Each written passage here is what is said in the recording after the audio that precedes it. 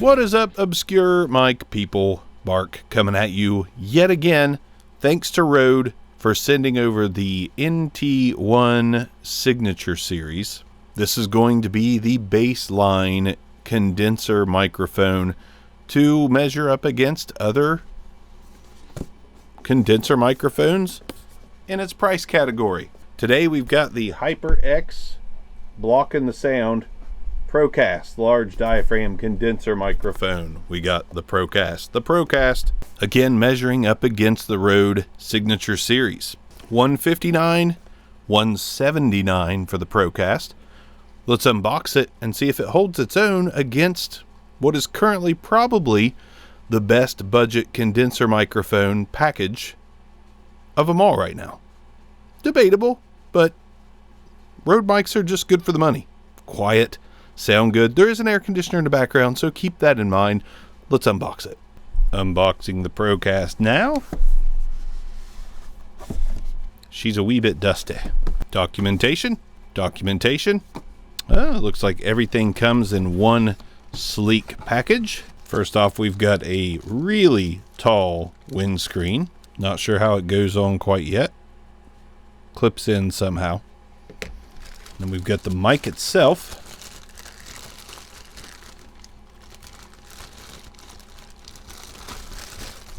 Silica gel pack. Does indeed look like it has a large diaphragm capsule in it. It is mounted and screwed into a shock mount of its own, mostly plastic. Got a 5/8 and 3/8 threading inside there. That's always welcome. Overall, it feels pretty good. The body of the mic is metal. We've got an XLR port on the bottom. Pretty attractive looking microphone. Let's see. We've got the windscreen. Okay, so there's some holes here. And this snaps in. Oh, very easily, very nicely. Easy to get out too. Just kind of clips right into those poles. And now we've got a nice windscreen. This is pretty exciting. I've never used the HyperX Quadcast or whatever, the USB version. More of an XLR guy myself, but let's hook this up and see what it sounds like in comparison to the Rode NT1 Signature Series. And now we are on the HyperX ProCast, and this is what that sounds like. And instantly, I get NT1 4th gen vibes. A little bit flattish, kind of. Not super bassy, not super bright in the top end. Just sounds fairly neutral. And that is not a bad thing at all. Not to mention, pretty cool looking microphone. Can't wait to test out the pop filter, all that good stuff. But yeah, $179 so far. I think it passes the sound test. We'll put some compression on it as well and a little bit more bottom on the EQ just to see what that sounds like. So far, so good for the HyperX ProCast.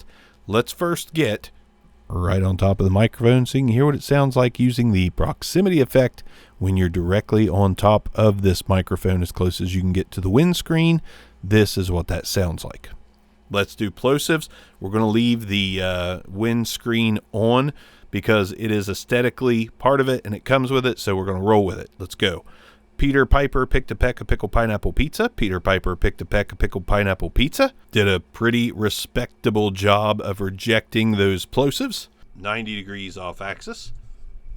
180 degrees off axis. 90 degrees off axis, and then slowly back around to the front of the microphone. Fairly impressed with this thing so far. I like the tone of it. I don't think there's anything immediately off-putting or offensive. And compared to the Rode that's $159 for $20 more, you get a little bit slimmer of a setup without the super big basket, the shock mount, without the super big pop filter, and we've still got a pop filter doing some good things. Now let's go ahead and throw some compression and more low end on it just to see how much better this can sound. I'm already impressed. Now let's see how much better it can get. All right, now I've got compression and EQ on the HyperX ProCast, and this is what that sounds like, and I am immediately encouraged. The compression sounds good, brings it to life a little bit. The bottom end is pretty good. Does get a tiny bit sizzly with that compression on, but it does sound pretty darn good. Let's turn it back off so you can hear how good it sounded. Now we've got compression and everything back off, and this is what the microphone sounds like. Not bad HyperX. I was not expecting a lot because it's HyperX. They make like 2 microphones. It's centered around gaming. It's got kind of a weird hole punch design, which is fine by me, but really the only other mic I've seen similar to this is an Altron condenser microphone. So not super similar. These are bigger holes, that's what she said, but they're holes. Shia LaBeouf approves of these holes. Man, it's even pretty quiet. I know I've got the AC on, but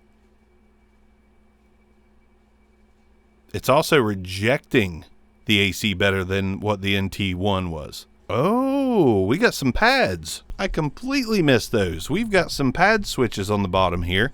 We've got a 10 dB pad, taking the microphone down a handful of notches. Does make a clicky clack noise. We also have a high pass filter. Pretty loud clicky clacky. High pass filter. Fairly tame. Not super aggressive.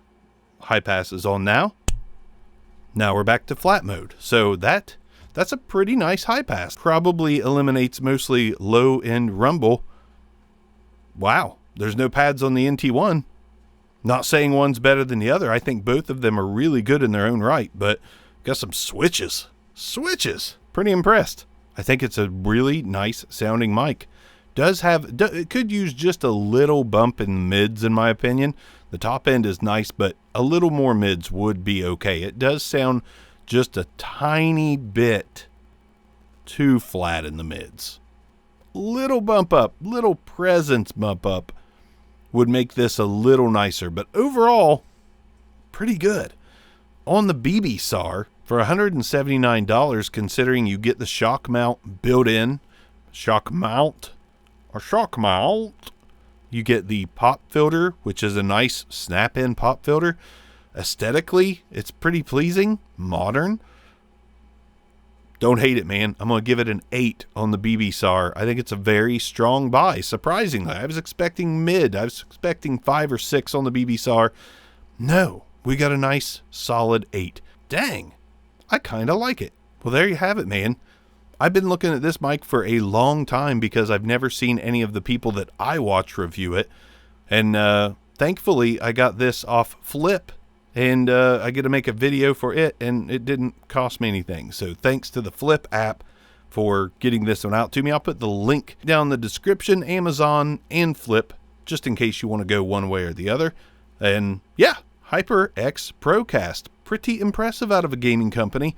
One of the better gaming company condensers I have tried. That's all I got, man. That's all I got. I will see you guys next time. Secure mics. Peace out.